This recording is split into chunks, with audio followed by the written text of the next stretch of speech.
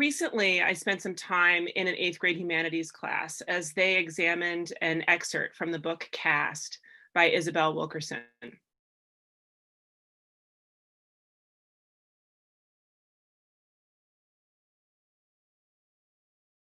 And in the book, Wilkerson uses the metaphor of an old house to describe the America we live in today. She writes, "America is an old house. We can never declare the work over. Wind, flood, drought, and human upheavals batter a structure that is already fighting whatever flaws were left unattended in the original foundation.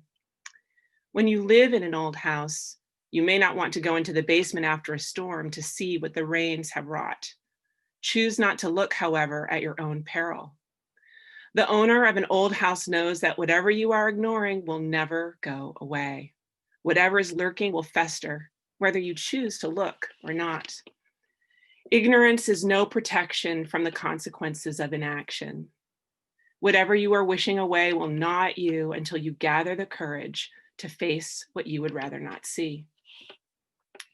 During the conversation, with 8th graders, many acknowledged that you cannot fix a problem until and unless you see it.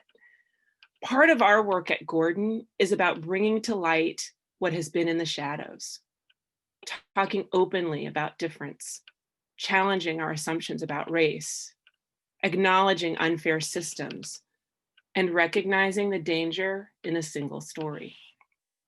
Wilkerson continues, "We in the developed world are like homeowners who inherited a house on a piece of land that is beautiful on the outside, but whose soil is unstable loam and rock, heaving and contracting over generations, cracks patched, but the deeper ruptures waved away for decades, centuries even.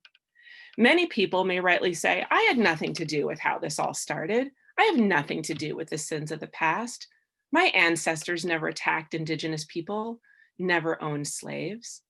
And yes, not one of us was here when this house was built. Our immediate ancestors may have had nothing to do with it, but here we are, the current occupants of a property with stress cracks and bowed walls and fissures built into the foundation. We are the heirs to whatever is right or wrong with it. We did not erect the uneven pillars or joists, but they are ours to deal with now." Now, our Gordon house that we have inherited is not perfect. It's built on the same loam and unstable rock. And instead of painting over complicated histories, or glossing over parts of a painful past, or ignoring the challenges of our present day, we at Gordon have dared to look, to hold each other accountable. We practice taking action, being kind, having empathy, and embracing others' lived experiences. At our school, we are once rebuilding the House of America and continuing to build the strong foundation of the House of Gordon. As Wilkerson says, we can never declare the work over.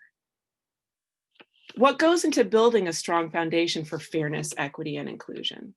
What does it take to ensure that the bones of a house are good? Listen now as our 8th graders describe what is necessary for a strong foundation, what they know about the bones of Gordon School.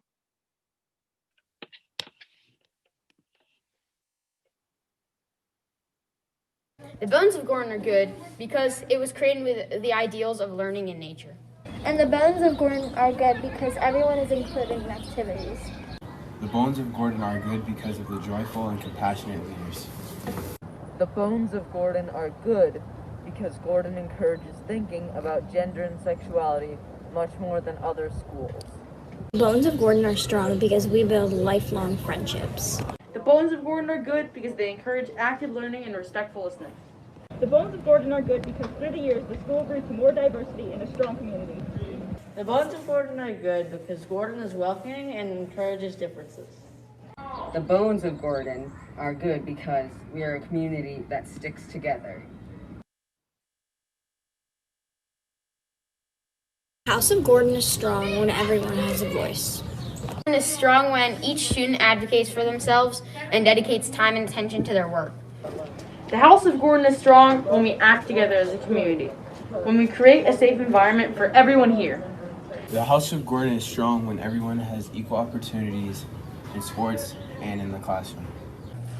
The House of Gordon is strong when everyone works together for the betterment of the community, not just for themselves. The House of Gordon is strong when its teachers care about the students and their learning. House of Gordon is strong when we accept all people, no matter of gender, race, ethnicity, and socioeconomic class. The House of Gordon is strong when we work together to build a community. The House of Gordon School is strong when everyone is able to voice their opinion without judgment. The House of Gordon is strong when everyone feels like they belong.